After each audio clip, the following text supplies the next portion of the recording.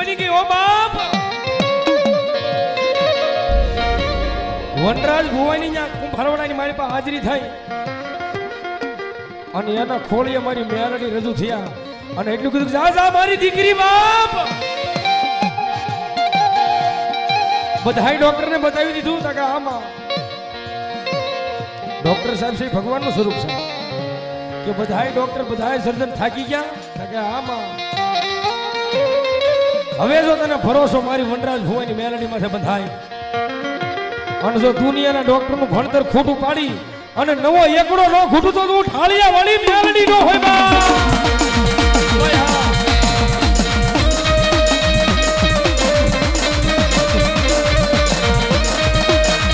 મારી વાલા લાગ્યા જગદી ઓલી ભીપુરીની માલિકા ઠાળિયા મારી મેલડી